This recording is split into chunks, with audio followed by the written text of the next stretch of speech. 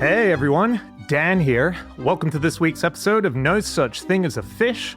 Before we get going, I just have a quick personal announcement that I want to make, which is to tell you that my first ever non-fiction kids book is out today. You can get it in shops now. It's called Impossible Things, Unbelievable Answers to the World's Weirdest Questions, and in it, I have gone on 10 adventures to try and answer some of the big questions that kids often ask us about the mysteries of the universe. Sounds great, man. Oh my god, get out of here, James. Is time travel possible? Will we ever talk to animals? Do ghosts exist? Can imaginary friends come to life? Are we all actually living in a giant video game simulation? Using these questions as starting points, I've written something that combines really interesting facts with great spooky tales, and along the way, I managed to get a 2,500-year-old Babylonian ghost a Guinness World Record, and also sit down with a psychic spy. It's the perfect summer read for your kid, for any of those questions, if they've ever wanted to know why we haven't been taken over by zombies, why in 1991 there were over 60,000 jellyfish in space, and how to throw their own time traveler party, well then this is the book for them. So guys, I'd really appreciate it if you could buy it. So hard for authors these days to sell their books, but we rely on people like you, our fish club, to help us do that, and I'd really appreciate the support. So, if you can do it, it's out there now. Impossible Things in all good bookshops. Thank you so much, and on with the show. Also, buy my book. No! Next week. Buy his next week. On with the show.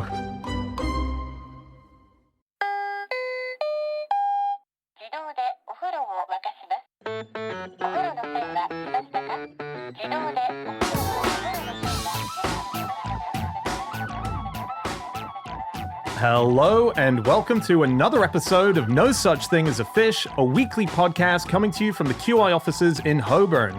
My name is Dan Schreiber. I'm sitting here with James Harkin, Anna Toshinsky, and Andrew Hunter-Murray. And once again, we have gathered round the microphones with our 4 favorite facts from the last 7 days. And in no particular order, here we go. Starting with fact number 1, that is James. Okay, my fact this week is that Yves Saint Laurent's gardener used hair clippers to keep his cactuses perfectly trimmed.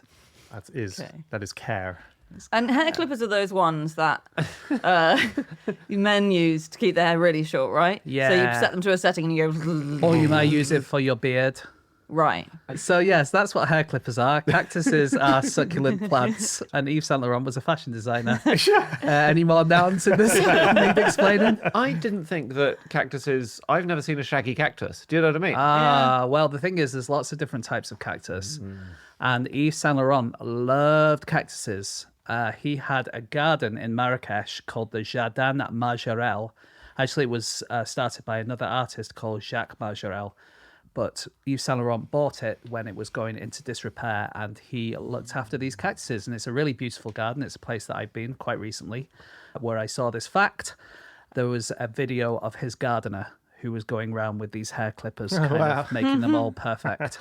The only thing I can imagine you could do with hair clippers on a cactus is to trim the spines. Yeah, that was Is that what he's doing? Yeah, Is he blunting them so they don't prick anyone? No, it wasn't. It was just to make them all look perfect, because I don't think it's controversial to say that Yves Saint Laurent was something of an aesthete. Yeah. His career. I don't understand when... Because I don't know much about fashion, but when I read about Yves Saint Laurent and his achievements, his concrete accomplishments, they're all quite... You know, he took risks by turning a trench coat into haute couture. Yeah. What does that mean? I don't understand. Well, this is the inheritor of Dior. He has taken on the mantle of one of the biggest fashion houses ever, and he's looking at trends that are going on out in bits of America and bits of France, and he's saying, this is seen as low rent, I'm putting it back into that's a risk. It's basically me not understanding the plot of the film The Devil Wears Prada. It's basically what I came to understand. Oh, right, that's why it's... But, The thing, I guess, that I found interesting was his personality, because I agree, it's hard to get a grip on fashion if you don't know fashion, but it is striking that he was so young when he took over at Christian Dior, right? He was 21, and he was, for someone who was kind of famous for being a strong character, maybe not that likable a character later on, he was apparently incredibly shy and couldn't even look anyone in the eye. He was just new at Christian Dior, and Christian Dior had died suddenly, and I think there were these 4 women who worked there, And the company was left to him to basically take charge. This weird, shy boy who crazy. couldn't look anyone in the eye. It's an amazing story because he moved to Paris when he was 17, 18, and he entered a competition where he just did some designs. He then took it to Dior. Dior saw it. It really was so similar to what he was working on at that point that he just on the spot said, "You're now my second in command. You're my assistant." What's nice is this little competition. You know, sometimes you hear about a school where it's like 7 comic book writers were there at the same time. Karl Lagerfeld came second in that competition that he won. That eventually got him his job at Dior. Dan, was this the competition of the International Wool Secretariat? Yes. Yeah, I think we ought to Was say it? that. Yeah. Did you have to make everything out of wool? Yeah, they gave you a big pile of wool and 20 minutes. And you 20 had... minutes? No, I'm joking. I think it was just a design. Do you know, this is off topic now, but I was reading about wool this morning, and in, let's say, when was it? Probably about the 15th century, there was a wool guild and a knitters guild. And if you wanted to be a knitter and sell your knitting, you had to be part of this guild. And in order to be part of it, you had to study for 6 years and then do a knitting exam at the end of it. And the knitting exam would take like a day where you showed off everything you've learned over the 6 years. And if you didn't pass that exam, you couldn't be like a professional knitter. Could you take the exam again? Because Good sometimes question. It's an all or nothing. Sometimes. You know what? I didn't go into all the admin yet, but You will, because you're applying, aren't you? Dior. yeah. So he obviously became very famous, colossus of the industry, all of this. He was responsible for, I think, the most French thing that has ever happened, right? Oh, Okay. It's in 1998. Yeah. We're in Paris. Yeah. What's going on? 1998. 1998. Diana died the year before. That's right. It was the 1 year anniversary. It Was it the World Cup? was the World Cup. Yeah. So France was hosting. Yeah. And they won it. And they won it. Zinedine Zidane and all that. Bloody hell, Andy. I do contain multitudes. It's on the paper in front of him. Before the final of the World Cup, on the pitch in the big stadium was an Yves Saint Laurent retrospective show. Wow. With 300 models celebrating 40 years of Yves Saint Laurent. I just think that's so French. Like, we will have the football, but first, fashion. They do take it seriously, the way that Yves Saint Laurent's career is reported on sometimes when it talks about the absolute scandal. What was the scandal? The scandal, so it was 1971 and it was this show called 40, which was a reference to the fact that it was an imitation of 1940s fashion and it was put on in Paris, this show. That's where he lived. And of course, it was early 1940s fashion. Now, as you may or may not know, listening at home, the early 1940s was a difficult time for the people of France. And the fashion was meant to imitate kind of occupied France. And sort of not only that, but the costumes that he recreated sort of imitated people who were doing quite well in occupied Paris. We're talking collaborationists. Sort Are we of- talking like René Artois from Hello Hello? It was all... One for the younger listeners there. Good morning to you, if you're listening.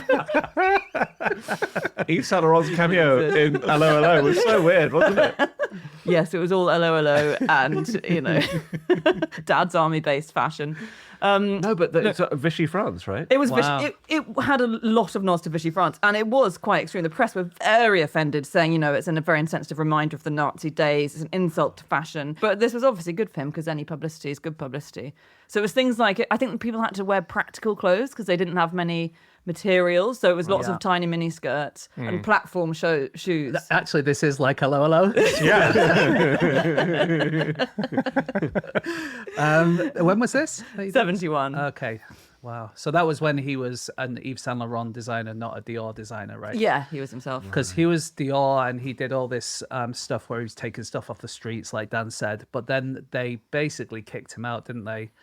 Or rather, he got conscripted to the army, and the fashion house could have said, well, no, he's so important to us that he can't go to the army. But they didn't say it. They just let him go. Yeah. Interesting. And he then- suffered a nervous breakdown, didn't he? Yeah, well, he didn't go to war because he had a breakdown in the induction. Did he even make? Because he was going to be sent to. It was Algeria, wasn't it? No, The he Algerian wasn't. front. He didn't even make it to Algeria. Didn't even make it to Algeria.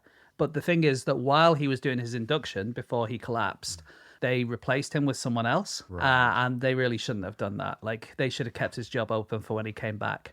And so they sued Dior, and they got some money from Dior, and that's when they set up their own fashion house, Yves Saint Laurent. Right. And when you say they, you mean him and his partner, lover, best friend in the world, soulmate guy, right? Berger, Berger. with whom actually he bought this cactus garden in Marrakesh. Oh. Just to bring it back to that. And of course, while we're in North Africa, Zinedine Zidane himself of Algerian stock. Andy, What? Yeah. So if Yves Saint Laurent had made it to the war, he might have met Zidane's family, you know. what have you done with Andrew Hunter-Murray? I feel like you've just recently read the encyclopedia entry on Zed and you're desperate to smuggle in. It's the last football I paid any attention to because I was 11 at the time. I'm so impressed. Yeah, Berger was an interesting guy and seemed to run Yves Saint Laurent's life because Yves Saint Laurent was a very vulnerable person, wasn't he? And Pierre Berger just was the organizer. So he was his lover from 58 to 76, and then they were very good friends. And he had a weird introduction to Paris as well. So he moved to Paris from an island, and he was 18 years old, moved there on his own. And on the day he moved, he was walking down the Champs-Élysées, and a famous poet called Jacques Prévert fell from the sky above him and landed at his feet. Wow. That's So not on him. Not on him. Right in front of him. No, he says, I always remember my first day in Paris as the day a famous poet landed on my head. But he didn't. In his actual description, he fell out of a French window a few stories up. right. Crashed down to... They're all French windows, if we're in Paris. Sorry. All these people so young at the time when they sort of move and have their formative experiences. So when Saint Laurent when he got the job, when Dior died, did you say we say it was 21? 21. And at that point, he went home and, again, this is the story, he drew 1,000 designs in a fortnight. And I can't imagine once you've drawn like 5 different pairs of trousers. No, it's... Oh, God. There I know are about only fashion, 5. and I know that this is How many ridiculous. pairs of trousers could there possibly There's be? skinny, out there? there's straight, and there's flares. I think all of that football knowledge has pushed out all of the fashion knowledge that you had. Yeah. Do you remember Andy having any fashion knowledge if you cast your mind back over the last 10 years? And then they moved to Marrakesh, didn't they? Yeah. Because it was the cool place to be in those days. It was where all the hippies went. And there had actually been an international zone in Tangier, which was like not owned by anyone really. It was just like a trading port, and it was very, very low tax, and there weren't many rules compared to other places in North Africa, and loads of hippies went there. But eventually Morocco took over it, and then they decided actually Marrakesh is a better place to go. Right. And it was set up, this kind of hippie group in Marrakesh, by Talitha Getty, who was the wife of John Paul Getty, of the Getty millionaires. Yeah. And he was like a playboy, and he had this partner who was just absolutely crazy.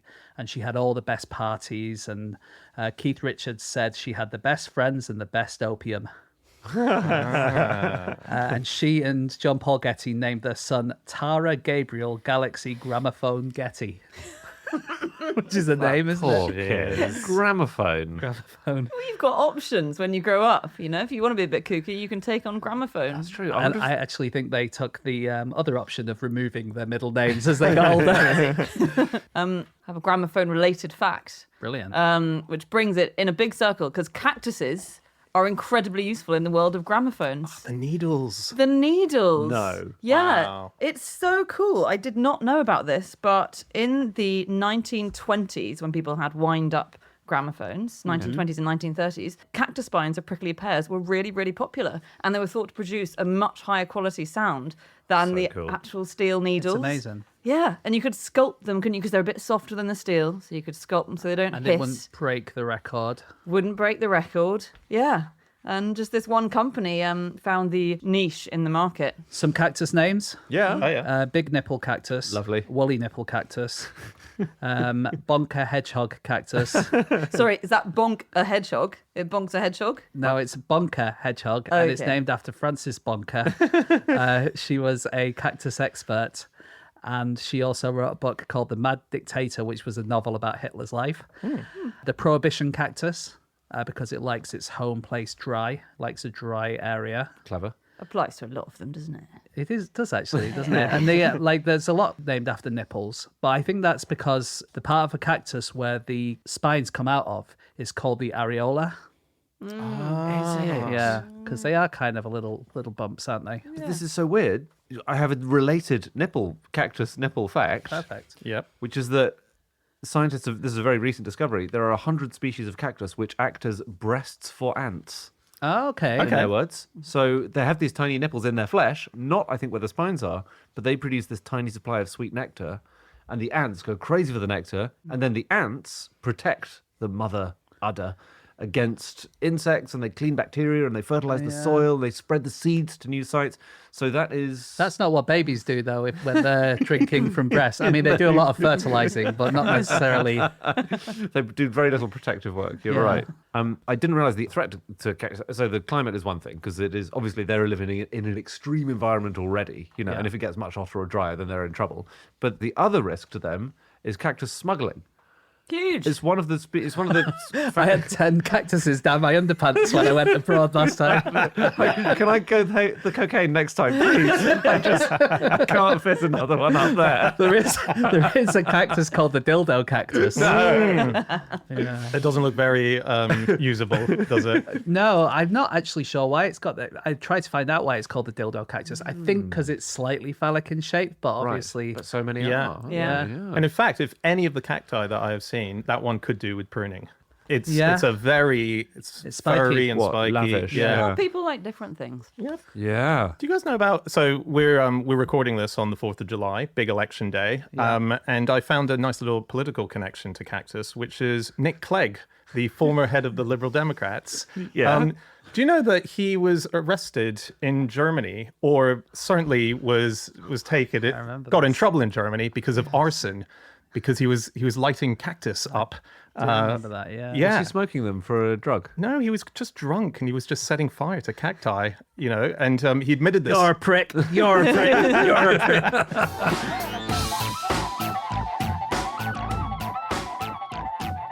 Stop the podcast. Stop the podcast. Hi, everybody. Just to let you know, we're sponsored today by Squarespace. Yes, Squarespace. It's the place to go if you want to build a website. In fact, it's an all-in-one website platform for all you entrepreneurs to use to make you stand out online and sell your stuff. It makes it so easy for you. So once you set up a website with Squarespace, they've got these professionally curated layout options and styles. So, you don't have to start from scratch. They have search engine optimization tools so that you can show up in people's searches much more. It really is the place to go if you've got a new business or you've got an existing business that you want to boost. Yeah, and don't worry if any of those words that Anna said don't make any sense to you, because Squarespace is so easy to use. It's got this thing called a fluid engine, which is a next generation website editor. And don't worry if those words don't mean anything to you either. Basically, what it means is it's super easy to make your website. Yes, so go to squarespace.com/fish and you will save 10% off your purchase of a website or domain using the code FISH. That's right. So head to www.squarespace.com/fish and you will save 10% off your first purchase of a website or domain using the code FISH. Okay, on with the podcast. On with the show. Okay, it is time for fact number 2, and that is Anna. My fact this week is that in the early 1400s, China had ships 4 times larger than anything else in Europe. By the 1500s, it had deliberately destroyed them. European ships tiny, Chinese ships massive, basically. European ships, perfectly acceptable. Okay. Chinese ships, unbelievable. I think more people should just know about this fleet because it is an amazing period in Chinese history. Yeah. It was called the Treasure Fleet. And they seem to have now proven how big they were because the claims were that these ships were up to 140 meters long. And I think no one really believed it. And no one believed it. No, it was like, come on, that's not possible. Genuinely. I mean, the ship that Columbus sailed on was 20 meters. Yeah, and I that mean, thought was huge. That's almost the same size as the world's largest foosball table. It's not credible. It's not It just plausible. doesn't make any sense. Believable, yeah. Thank you, James. So, yes, ships as long as a particularly large football table. And there were tons of them as well. There were 3,500 of them. So, for comparison, our pathetic Navy today is 66 ships. And even... There have been some cuts lately. I mean, we had a lot more in 1945. Look, it's not necessarily something we need. Russia and China, though, they have the largest navies in the world, and they're in the 700s. So this is, much bigger than any of those. Almost 30,000 sailors went on just one of the voyages. So the whole scale of it is mad. Over 300 ships would sail out at once. And they went an incredibly long way. And they're mostly to just show off, weren't they? Well, it's quite Kind of confusing, was. but yes, basically, yes. Yeah, it was a cultural sort of just say, hey, have you heard of China? It's like kimchi. Yeah. We talked about last week. Exactly. It wasn't really plundering. They did bring back some treasure, but it wasn't. When I read about it, I thought, oh well, they'll be going off finding treasure, bringing it back, and that wasn't really. No, not really. It was more showing off their treasure. It was destroying pirate fleets occasionally for a bit of fun. Bit of a laugh, yeah. Imagine if you're a pirate. I mean, it's not fair, is it? Like, you're just doing your thing, getting a little bit of plunder here and there, and then suddenly 300 foosball table sized. You've got to stop using that comparison. So confusing. But so the Wikipedia on the treasure fleets is great because it does acknowledge there are a couple of gaps, right? So listen to this. There is still much debate regarding issues such as the purpose of the voyages, the size of the ships, the magnitude of the fleet, the routes taken, the charts employed, the countries visited, and the cargo carried. Basically, we don't know who was going or where or why or what they were on or who they were with or how. I mean, Well, I think what we have is, that's very good in our time on it, actually. What we have is very detailed records from China. So we do know a lot about it. It's just we don't necessarily know the negative things that might have been how many ships sunk. I mean, we have no evidence that any of them sunk, but it's implausible, surely. And we genuinely thought it was impossible to make ships out of wood this big. They're the biggest wooden ships that have ever existed by a long way. And one thing was discovered not too long ago, which was an 11-meter long rudder. And that's one of the most concrete bits of evidence we have for the size of these ships. Something Again, like, if I was a 15th century Chinese emperor, I would just make a massive rudder to mess with future historians. Imagine the size of the ship. I think you're misunderstanding their ambitions. They're not trying to impress us. the thing I find most amazing about this whole saga, this whole sort of journey that these fleets went on, is the leader of it. So this was a guy called Zheng He, who was basically he was a young kid whose father was killed in a war. He got taken as prisoner, brought to the emperor's palace in China, made into a eunuch, and just showed amazing skills in the world of warfare. Britannica says he was 6'5". Others say he was 7 feet tall. And this is a guy. Imagine a ship's come in. And this 7-foot giant. So to him, the ships were quite small. They actually. were. He kept hitting his head. They said his voice was as loud as a bell. He was by all accounts, an extraordinary There's a huge character. range of bells. Yeah. We've got a tiny dinner bell in our house. It's going ding, ding, ding, ding, ding. Sorry, you right. Pause the show. Oh, shit. I knew this had to come out eventually. Is that because your gong is at the repair shop, or is it? That's a good point, because I have been thinking he's going to have this deep booming voice, but I've completely forgot he was a eunuch. Yes, that was it. One of the reasons they think that he was chosen is because he was also a Muslim. And they were going, Didn't know that. and they were sailing, part of where they got to was the Gulf. And so he was going to be in lots of Islamic territory. And so the idea is it's a diplomatic mission to go and make contact with these places and basically say, will you acknowledge that China's the best country in the world? And if you do that, we sort of won't take over you. And it was lots of Muslim countries. So, he would have been able to go and be like, hey, I get you. My dad went to Mecca. Is China the best? Yes, great. Off we go. He sounds amazingly impressive, Zheng He. And I'm interested also in why their voyages ended, because there's lots of debate about what brought them to an end. One theory is that they were worried about Mongolian invasions, and obviously Mongolians invade over land. But another reason they were discontinued, potentially, is that there was a conflict between the Confucians and the eunuchs. Yeah. And there's this big eunuch power base in the court. And there was a eunuch establishment, partly because it was thought, oh, well, if eunuchs can't have children, then they're not going to be seizing power and starting a dynasty. That's why they were chosen. That's why they were Right. the court assistants, really, wasn't it? That's what I mean. Yeah. But for some reason, obviously, that builds up into a powerful bureaucracy It over feels time. like the movie franchise we're all waiting for, the bureaucrats versus the eunuchs. I mean, it's weird, isn't it? There being this court of weird. eunuchs and then this court of Confucian bureaucrats and this war between them. You know? Yeah. And I jockeying think- for position. When Zheng He died, basically he was the main eunuch. When Right. he died, there was kind of a vacuum in the eunuch world, and it meant that the Confucianists could jump in. But In also- addition to the obvious vacuum in the eunuch world, of course. Yeah. And it was a new emperor as well. So Yeah. Zheng He's emperor, who took him on, had died. A new emperor came on. He became part of the expansion of the Great Wall of China. There were lots of different projects going on. He talked him into one final adventure going out, and Zheng He died on the way back. So then that was kind of it. I think that's it. Kind of like you can't spend all your money making a massive wall to stop the Mongolians coming in, and you can't spend the same money making massive ships to go to the Muslim lands. You have to choose one or the other. We'll They tell that chose to the wall. Labour Party, who apparently aren't even going to raise taxes, James. No, I don't. Wow. I can see why you've got a dinner bell and not a satire bell in your home.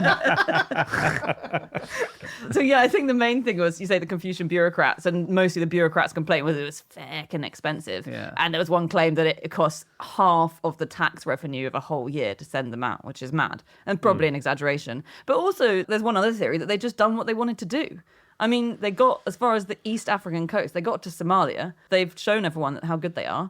There's a And theory that's everyone like- has they're said, like, "Yeah, you're the best." yeah, they've gone, cool, job done. Zheng He supposedly named the durian fruit. Yeah.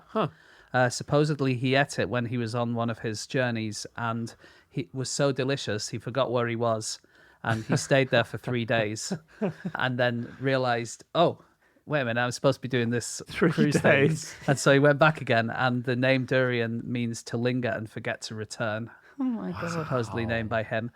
And also, he supposedly invented the queenfish. Oh. So the queenfish is like a fish which has got like 5 spots on it. And the theory goes that there was a big storm. There's a hole in his boat. He prays to God, and the storm dissipates, and they realize that they haven't sunk because there's a fish in the hole in the boat. Brilliant. Okay, and it's this queenfish. He takes it out. His 5 fingerprints go onto the fish and forever are on this fish. And for that reason, Chinese people in Malaysia don't eat queenfish. Although some skeptics point out to the fact that it is quite poisonous. Just the second best reason not to eat it. Obviously, the Shanghai thing is the main reason we don't eat it. There's another thing about these giant ships. They had rigging that was decorated with yellow flags. The sails were dyed red with henna. The hulls were painted with huge, elaborate birds. And on the front were large eyes painted onto the bow. So as it was coming towards you, just the sense of a big face heading towards you. I mean, that's what an image. What a striking Yeah. thing. Yeah. And a 7-foot giant walks off the ship. It'd be like Avatar. It'd be like, we've been invaded? The aliens? Here's a last legacy of the treasure fleets. Oh, yeah. This is a New York Times report from 1999, right? What? There 1 was a- year after the most French thing that has ever happened? Yes. 2 years after the death of Diana? They had a reporter called Nicholas Kristof, right? And he went to this tiny island off the coast of Kenya, which was called, I think it's called Pate. Pate. It might be Pate, it might be Pate. I think it's pate. It's called I Pate. think I've Great. heard of it, yeah. It's very squishy ground. And he found there a number of elderly men, and they claimed to be Chinese, right? Now, they look like they might have Asian ancestry, East Asian ancestry, and they claimed they'd been there for 600 years. Well, they claimed that their ancestors had got there 600 years ago.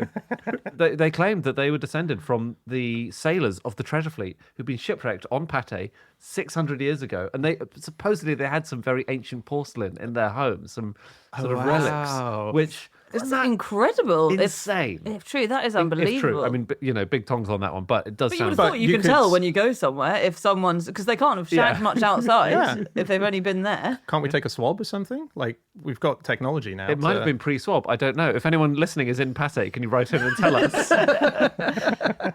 In return, we'll send you some very small bits of toast. Vikings had big ships, Oh, yeah. Famously.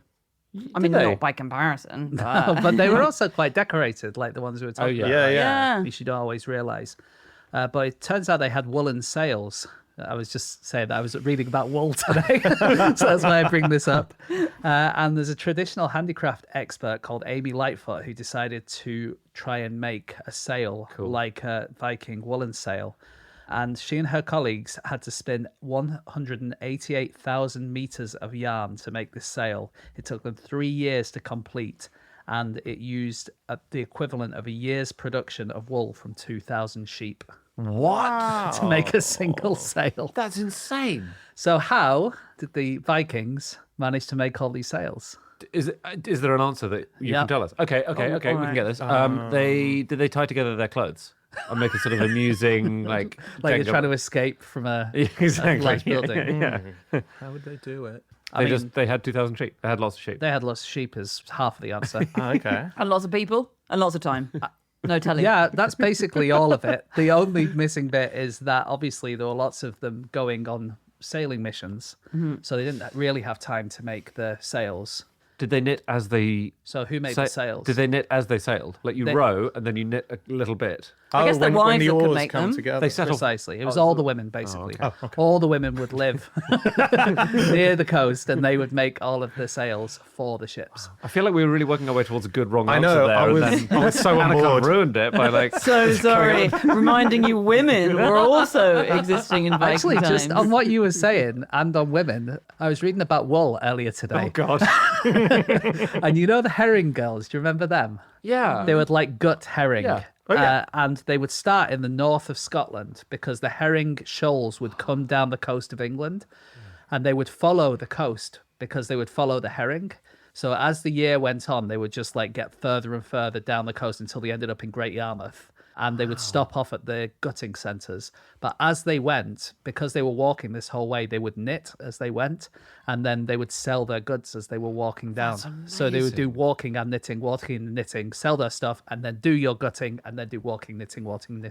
Do you think it was, you know, when you see someone on their phone walking down the street and you're like, oh, for God's sake, just put it away. Do you think people thought that when they saw them? Yeah, Just I admire reckon. the scenery for a minute. Do you remember we talked about the drovers ages ago? Yeah. Similar. With their magic dogs. Do you remember they walked along knitting as well, didn't they? Well, they had woolen socks for their pigs, didn't they? Yeah, but it's quite romantic. The idea of, you know, a drover and a herring girl meeting. Yeah, they wouldn't ever Oh, meet. I that's don't quite a suppose. long distance between shoreline and... Yeah. But if you're drovering in from the coast, maybe... I don't know. Maybe it's you just do, so yeah. romantic, like they accidentally swap balls of yarn and then, oh no, and then they got to get back to each other. I just think it's... Oh, no, it's the same ball of yarn. And it's like in Lady in the It's Tramp. reverse Lady in the Tramp. They're getting further apart, but connected by the same yarn. James, you're shaking your head. It's a breakup story. There's a screenplay in this somewhere. He was a drover. She was a gutted herring for a living. Can I make it any more obvious? Let's not employ any historical consultants when we're making this film. No. Or geographical ones.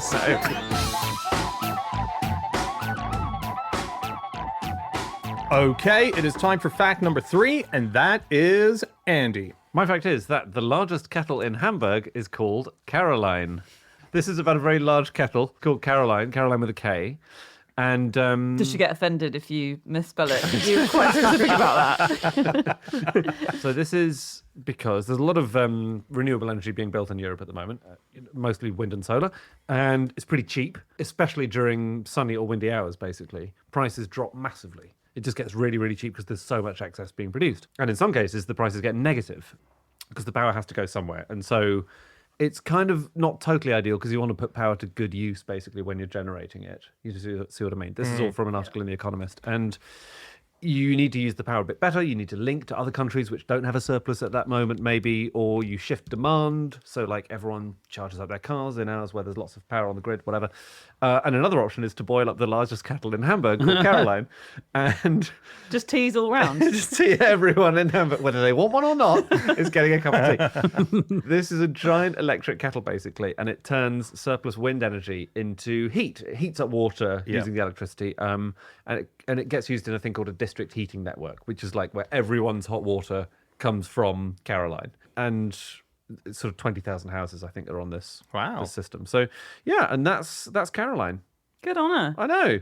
And she doesn't look like, she doesn't whistle and she doesn't have a spout and a handle, right? She looks like a big tank, presumably. Basically, a big container of hot water is what I have chosen a kettle is. Yeah, fair enough. That's fine. I think that's fine. It heats We'll allow up to it. very, very hot, and yeah. Nice.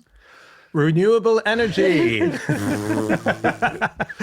Well, I think it's amazing because we're at a point now in history where we're literally looking at everything around us, going, "How do we turn this renewable? How can we be using this to be?" I was reading the other day that there's in toilets now. There's a thing that they're trialing whereby how do you create renewable energy off the back of toilets? What if you put in the equivalent of a wind turbine into the pipe For your farts. No, yeah. You lean over and fart at the little windmill. Yeah. That's good. No, it's using the idea of The water. It's using the water. So when Oh, you so- Do you mean a watermill? More like a water bill. Yeah. Sorry, I forgot about that. I'm trying to talk to the kids. Sorry, I haven't got hello references in this, but it's basically you flush and it spins and That's it a good creates idea. energy. Get Yeah, it's away. a great idea. I actually came up with this idea quite a few years ago of putting mini sort of water wheels in everyone's gutters. That's what I thought. Nice. I thought it was a brilliant idea that no one had thought of. Right, yeah. And then I never pursued it. And it seems like it's actually going to become reality. It's not. None of these. We should go back over all the things, quirky renewable energy ideas we've mentioned over the years, and look at how many of them have come to giant fruition. Because All right, big oil. Sorry, I must clarify here. I am incredibly pro investing huge amounts of money in the big scale ones, but quite a lot of these little ideas are so nice, aren't they? But they can't Yeah. scale up, and you can't like fix them into the But I reckon they're like a good science fiction idea. They're worth saying out loud as much as possible because someone listening out there somewhere will go, well, that's a great idea. I could do this with that and turn that into, I just think as much as it's pumped out, What happens Totally. when a poo gets stuck in the water wheel again? again, Well, every day, millions of engineers are going to be called out. Yeah, unaccountably, there's a poo in the water wheel again.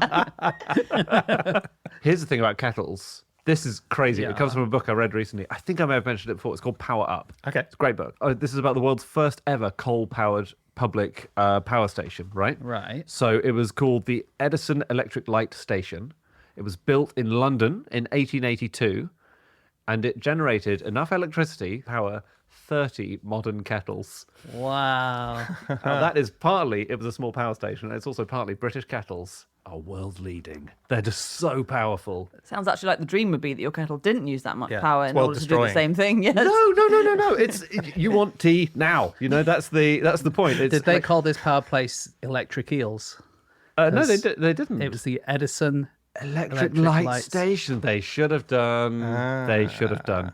But they didn't. And it generated 93 kilowatts of electricity at one time, which was for lights in the local area. Yeah. But Yeah. basically, it's partly a function of just British kettles being absolutely Wow. punishingly powerful. That's the thing we should say to foreign listeners, especially Americans, what a kettle is, right? Yeah. Americans don't have kettles. It's Is like that a right? saucepan with a lid. Yeah, if you want to make tea with water that's more than 40 degrees in temperature, and that's Celsius, not your Fahrenheit system. You know then, what? yeah. I think if we start a battle with the Americans over tea, then we're only going to lose.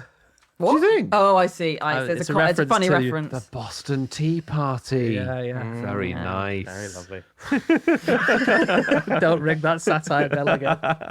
Another China fact. Oh, yeah. For this section, the world's largest hydroelectric plant is in China, unsurprisingly. Yeah. Like the world's largest most things. And it's the Three Gorges Dam. Yeah. Which you probably heard of, and it's obviously massive. And Gorgeous, sorry. sorry. I heard gorgeous. The three gorgeous Well, it dams. is gorgeous. I Is think it? it is gorgeous. Yeah. Yeah. Do you think it's gorgeous the displacement of over 1 million people? I was in going order to say, build what it? about the people living downstream of the Three Gorges Dam, Andy? Oh, I dropped you in that one, mate. Do you think it's gorgeous the submerged villages? I think it's complicated and there have to be trade-offs, Anna. Yeah, look, Yeah. I'm with you. It obviously produces a huge amount of power, but it does slow the Earth down. What? Oh, yeah. Really? Yeah. I think it was NASA who verified this in the end because there are rumors that it slowed down the rotation of the Earth and lengthened our day a little bit. So if it's 4:59 and you're at work looking at your watch right now, you can blame the Three Gorges Dam. Yeah. Yeah, it's the dam's fault. Damn it. Oh God, Anna.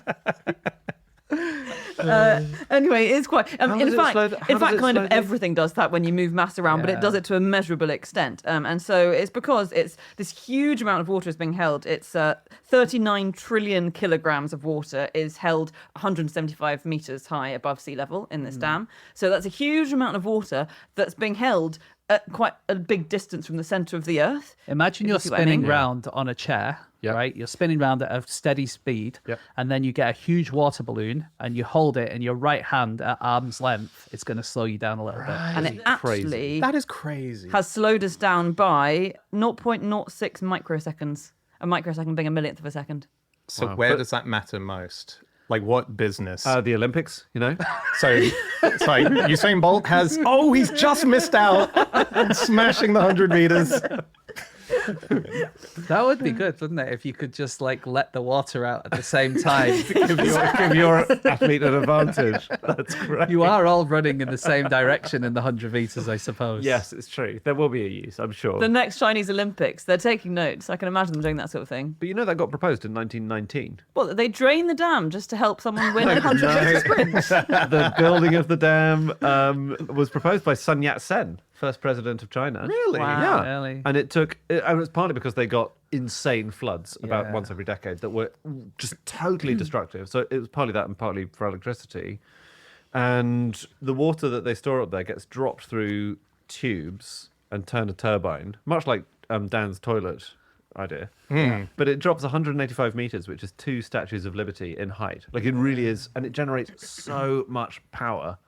It's just extraordinary. I think it's 20% of China's electricity comes a from lot. comes from That is- hydropower. and not those China's dams. big. Right. And China's big.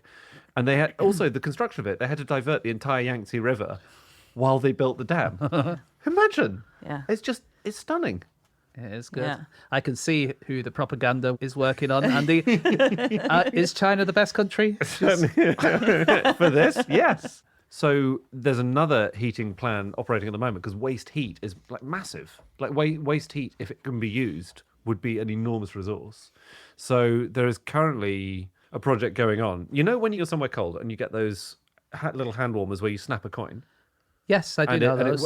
and it heats up. Oh, yeah. It's Yeah, like yeah. this jelly. Use them on the golf course. Yeah, it's got like stored heat, and you snap the coin. This little metal thing in it, and I it always thought heats it's up. like 2 little chemicals sort of mixed together, Yes. and then that heats. It's an exothermic reaction. That's and- exactly it. And then you can put the heat back in, like you can reheat it, and Right. it sort of. Oh, that's so amazing. those things only last about like 40 times, right? Those little hand warmers. But there is a system currently being worked on to charge thermal batteries from like places where they burn rubbish, for example, and then transport the heat back into the centre of London and use the heat there where it's needed.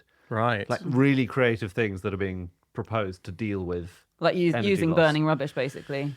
Well, that's already used. For example, maybe you, I don't know, you generate a bit of electricity from that, but Yeah. it gives off a lot of waste heat in the process. That's amazing. Catch Yeah. that. Well, love- similarly, if you swim in Redditch, Yeah. in the Abbey Stadium Leisure Centre, anyone who's ever done that, you are being heated by dead bodies from the crematorium. And they came up with the idea in, I think it was 2012, that they started implementing it, and it saves 40% on the leisure centre's energy bills. Yeah. Because it's so much cheaper. And, what a useful thing to contribute in your last moments on this earth. They're doing this system in Sweden, by the way, as well. But it's actually crematoriums that are using it to heat their own crematoriums. So if you're waiting in a crematorium, yeah. You don't need that. I mean, Oh. having been into a crematorium, it's like a room. How much heat do you need? Well, there's a waiting room. There's the front desk. You got a person got an office. You got coun- a whole system What there. country is this in? Sweden. Sweden gets very Cold. cold, Anna. Does get colder there. Yeah, fair Yes. enough. Yeah. So they're using that. I love, just by the way, Andy, that thing you said with the coin that you snap. That technology is going wild at the moment. I was at an arcade down the road from where I live, and my son had enough tickets to win a prize, and he got an inflatable hammer. And instead of having to blow it up, you just snap a thing inside it now, and it inflates Get without you away. opening. Okay, I was not on board with this anecdote until I heard the end of it, and now I'm so on board with it as someone who's had to blow up lots of Yeah, inflatables right? in the last year or so. Yeah, it's this giant hammer that you don't do What? anything to That's other than amazing. snapping a thing in the middle. I asked the guy behind the counter, and he was like, "I don't know, mate."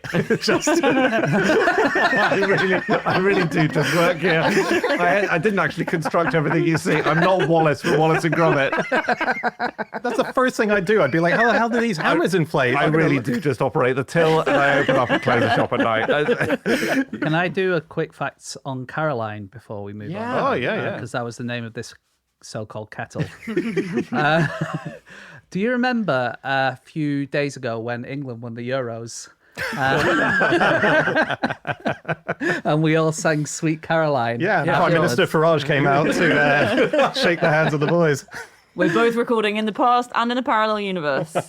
So we recorded this before the Euros, but at the time of recording, we had just absolutely battered Slovakia 2-1 after extra time, and we did sing Sweet Caroline, or the England fans did. Yeah. And Sweet Caroline is written by Neil Diamond about his wife Marcia, and he called it Caroline because Marcia doesn't scan with Right. the tune. But what's interesting is that The reason England sings Sweet Caroline is there was a DJ at Wembley Stadium called Tony Perry who was supposed to play something else. And he played Sweet Caroline before the game and it had gone really well. And so after England won, this was against Germany, he thought, well, I'm going to play it again. And he played it again and it really kind of took off. And when the women's football team won the Euros, whenever that was, a few years ago, it was the big sort of song for them. And it is the big song for England teams now. Huh. And this guy, Tony Perry, he's said something really interesting in an interview, which is like he's quite important for the team. Because if you imagine, like England played Denmark a few years ago and there were 15 minutes left, England are winning. Right. They have the half-time of extra time. The fans are getting really nervous. The nerves of the fans can kind of go to the nerves of the players and it can kind of affect the game. Yeah. But what he can do is he can get the fans going. And he would play Free for Desire by whoever that's by. It's like a real proper dance anthem. The crowd go absolutely mad. The crowd are suddenly really, really enthused, and that helps the team to do the job. So actually, the DJ who's at the football stadium can affect the game. Can alter the game. That's amazing. I didn't know they had DJs at football stadiums. Yeah, they do. Wow. But where do they set up? They're going to annoy the people on either side of them, aren't they?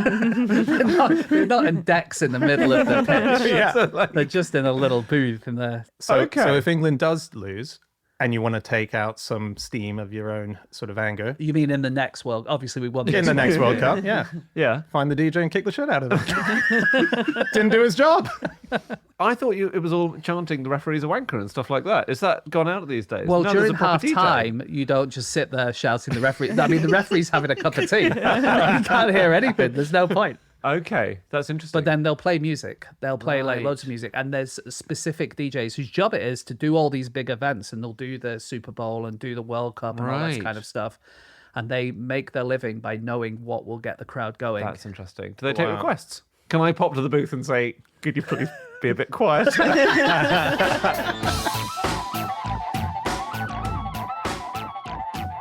Okay, it is time for our final fact of the show, and that is my fact. My fact this week is that the classic textbook, The Art of Editing, was co-written by Jack Scissors. Very good. Yeah, it's great. It's 432 pages. It was 434, though, before Jack got involved. Do you know that in the old newspapers, when they were editing, is they used to use scissors? Because big part of making your newspaper was you would take all the stories from all the other newspapers and you would cut them up and then you would put them on a sheet of paper to make sure that they all fitted in the right place. And then you would send them to your printer who would then print them. Hang on, that implies that to do your newspaper, you're just taking other stories from other newspapers. Where what about the first newspaper? Well, they borrowed from your edition yesterday, didn't they? It all works. That's basically kind of how it works. So if you're a national newspaper, you would take it from the towns and stuff like that. Yeah. In the really early days, there were things called avisi, which were like newsletters that were sent around people, and then they would be all sent to the newspaper, and they would cut those up. Mm-hmm. But actually, all the newspapers would just copy off each other a lot of the time. Right. And obviously, you had to have someone who wrote it originally. Yeah. But there were so many newspapers and so many pages to fill, you wouldn't have enough reporters to do all that. So you did have to do that, and you would usually credit wherever you got it from, in the same way that today it would say this is an Associated Press report that is on the BBC or whatever. And that was really, really common. That's amazing, because if you got something just completely wrong, usually you'd think as a local newspaper, you go, well, at least, only a couple of thousand people saw that. Suddenly it's global news, literally, by the nature of it. And there was the Charlotte News. This was in 1902, so towards the end of when they were doing this. But they set up a trap saying that there was a gang of anarchists in Vladivostok who were going to kill all of the prominent rulers on the globe. And the leader was Count Robjian Ruamorf Laetziu. Okay. And if you read that backwards, it says, "We steal from our neighbor." Oh, very good. That method of cutting out and arranging on the page, that survived Private Eye magazine, where I work also, until quite recently. Yeah? Oh, is that done now? It no longer. It has gone out now, but it's during my time working there that it stopped. I one day popped into the office while you were there and you showed me how it was laid out. It was fascinating. Sometimes, if someone picks up one of the finished pages and carries it across the room, there is a moment where everyone goes, oh, just no one cough to that. Like, it really, yeah. So scissors. Yeah. Scissors. I was looking into a few words around the world for what scissors are in different languages. Oh, yeah. Okay, And that's a good idea. It's quite fun. So the Maori for scissors is kati kati or kuti kuti. German, Andy, you speak German. Do you know what scissors are? It's something. Isn't it scheiss? It's like shear. Yeah, It's like, shear, yeah. So like shearing has a similar Same in sound to English, that. I guess. Shears. Yeah. Cheers. This is the most interesting one. Hungarian word for it is olo. Hello. Yeah. Now, why is that interesting? Is it because it looks like a pair of scissors? It looks like a pair of scissors. Yeah, that's Yeah, nice. Is that why it's called that or not? Well, that's Actually, what you've drawn looks like a penis. that's and a pair of cheeky testicles on Yeah. either side. That's That's very great. good. Yeah, good on them. That isn't presumably why it's called that. No, I don't think so. I think it might. I mean, but it's hard to think that that's not why it's called that. They're still made in the UK. Scissors. Scissors are? Yeah, but lots of manufacturing's gone elsewhere. But In Sheffield. bingo, there used to be in Sheffield 40,000 workers in the scissors and cutlery trade. Mostly cutlery. Mostly cutlery, but some scissors too. and obviously a lot of them aren't in business anymore. But I think there might still be two. There's Whiteley, who've been going since Yeah. 1760 at least, and there's also Ernest Wright and Son. They have two what they're called master putter togetherers.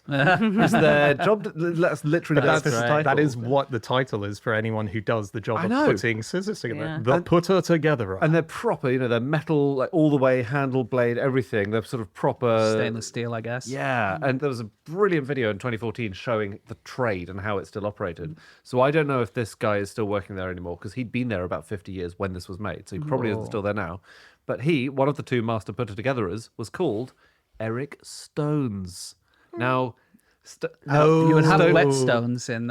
Yeah, just sure. I was thinking Grindstones. I was thinking like rock paper scissors. What's another word for a rock? Oh, I stone. see. A stone. Yeah. Does anyone ever say stone paper scissors? Yeah, and in other countries. There we go. I did see a story of someone trying to rob a shoe shop with a stone, but the person behind the counter Had some paper. had some scissors. Oh, sorry. But the story made it into the papers, so you've got all three there. Anyway, Sheffield, yes, did used to make even more exciting scissors. They made the smallest pair of scissors in the world in the 19th century. Did they? Yeah, they did. So they claimed. Was it for cutting something very small or was it just for fun? I think it was just for fun and to entertain the royal family. They went to Oh, show them off. Britain's chief industry until the mid 20th century was just doing things to impress the Queen. It was actually the 1820s, so it was King George IV. Wow. And it was the manufacturers Joseph Rogers and Sons, and they took some tiny scissors to show George IV. And according to Sheffield museums, they dropped them on his carpet, and they were so small that they were never found. No. Get out.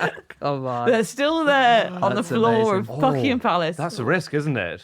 You don't want to walk around barefoot, do you? No. On No. the carpet where there's a pair of scissors here somewhere. That's why the royals are always wearing shoes. From small scissors to large scissors. I didn't know this, but often, those large scissors that you get when someone's unveiling something? Oh yeah, the novelty Cutting a ribbon. ribbon cuts. They don't look very sharp, those. I don't think they are. No. I don't know. Oh, they're sharp enough for a ribbon. Oh, yeah.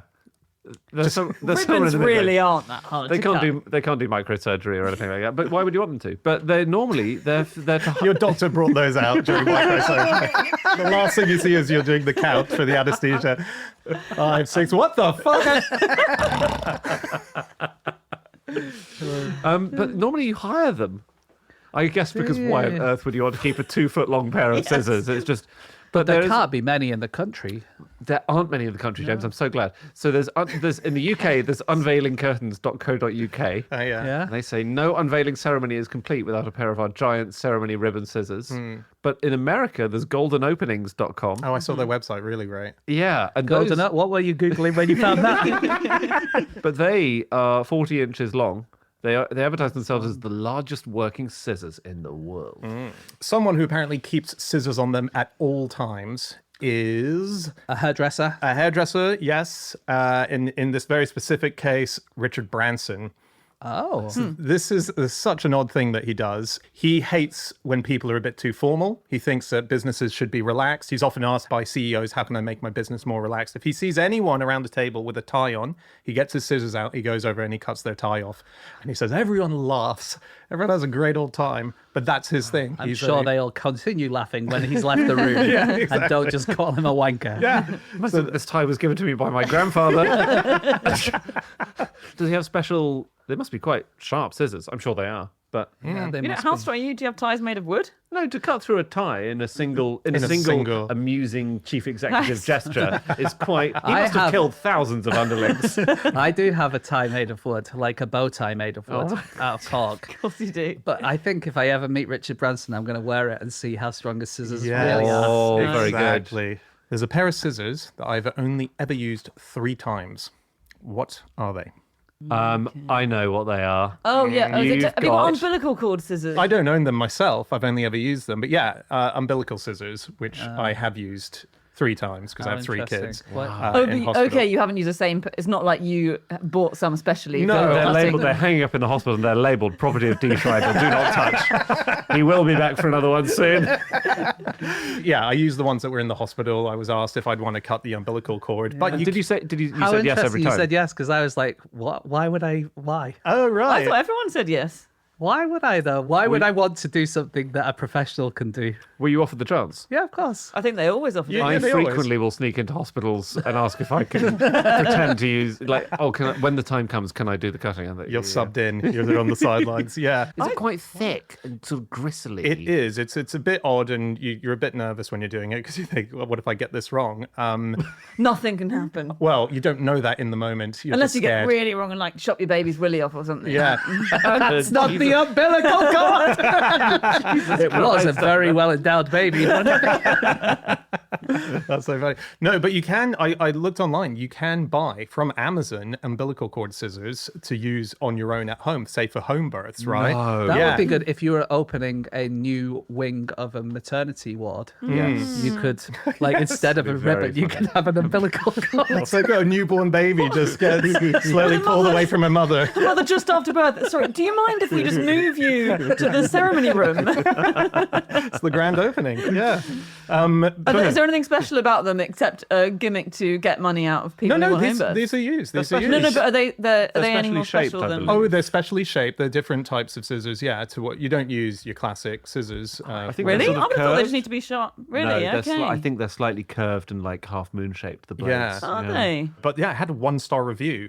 This No. main pair that comes Is it, up. wait, is it 1 star? Baby's still attached. He's 4 years old now. Yeah, it basically said does not cut well. Stiff to use, needed several attempts to cut, which is a bit terrifying.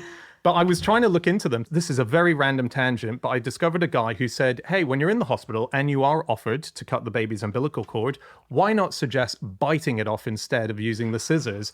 And Brian Blessed. like Brian Blessed style, that's right. He did that in a park. Well, he apparently, didn't, and but he said that he he did. said that he did. But this guy said that he did. He said, I went in, I said to them, is it cool if I do the umbilical cutting? He believed that because I started the baby with my seed, this is me ending the process by using my mouth to bite into it. It's a bit. He said it tastes like calamari, the rubbery kind of. It wouldn't taste like calamari. Yes, it tastes like blood. Unless his wife was a squid.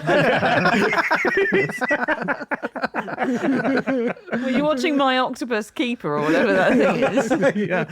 No, he said it was basically like blood, iron-like. Right. The texture of it was Yeah. calamari-like. And apparently, if you ask, they might say yes. So if anyone fancies it, Worth asking. Worth asking. They'll think you're a real weirdo, but they might say yes. Can I give you a riddle?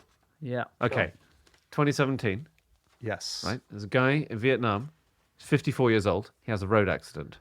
Yeah. And there's... this is not a good riddle. There seems to be something sharp inside his stomach. Is it scissors? Wait, I haven't finished the riddle. He'd recently been to Buckingham Palace and was licking the carpet. Is that how they get Buckingham Palace clean? Do you think the servants have to lick the floors? That's the deep clean. No, and the second hospital scanned him and they found a 6-inch pair of scissors inside him, Okay. which had been there since 1998. Oh, did he have an operation? year of the most French thing that has ever happened. The year after Diana Surgeon died. said, "Sacre bleu," because he was actually watching the World Cup at the same time.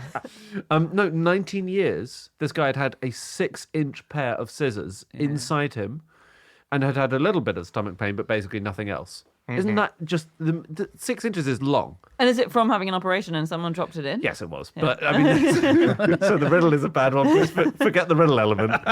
But I just think that's stunning that he'd had a previous road accident in 1998, had an operation for it. They'd left the scissors in and they only found it as a result of the second road accident. Right. So that's kind of I pleasing. think if you're a surgeon and you need to put down the scissors for a second, Yeah. put them on a tray. Yeah, absolutely. Don't put it on someone's spleen. Well, that was the gross thing. They had rusted and they had become stuck to his nearby organs because they'd been there so long. That's going to make him super sick. He was all right. Was he? Yeah, he was fine. It is weird that the body can withstand that size because it must have really misshapen various bits of him, but they obviously just stretched to accommodate them. Yep. Spleen went, hey, all right, I'll take you. Do you know what knob cutters are used for? Knob cutters. Yeah. I mean, Type of scissor? vasectomies? No. Eunuchs. Knob cutters. Knobs. Doors. Not doors. The type no. of cactus. Knobs of butter. Closer. Oh, Cactus have nipples, but what has knobs? Oh. a plant with a knob. Yeah, just trees, I guess. A tree. Tree. But why would you use scissors on a tree? You want to make it nice and smooth because you work for Yves Saint Laurent and he's mental. And Well, you would use shears or you would use like a chainsaw, right? Tiny tree then. It's got to be. Yeah. bonsai. Ah, They are used by bonsai So great. that's cool. gardeners, yeah. They are. The bonsai scissor world is pretty amazing. Well, they're like the knob cutters are really cool looking because the bit which you cut looks like it could be a tiny Sheffield, like the world's smallest scissor. Brilliant. But then the handles are normal sized handles because obviously you need to sort To of have your fingers in there. put your fingers in it, Yeah. but also you're cutting something really, really small. That makes so much sense. That's good. That's a good thing for like a James Bond supervillain to say is, like, you know, when Bond's tied to the chair or whatever, bring me the knob cutters. And then he just turns to his bonsai tree, gives it a little trim. That's brilliant. You would have to set up that joke earlier in the movie. Oh yeah, I would ensure that I did. Or put some subtitles explaining what they are. Sean Connery's like, I don't know what you mean about the knob. And then Blofeld's like, well, actually, it's the name of some scissors that use in bonsai. Now bring in the dildo cactus.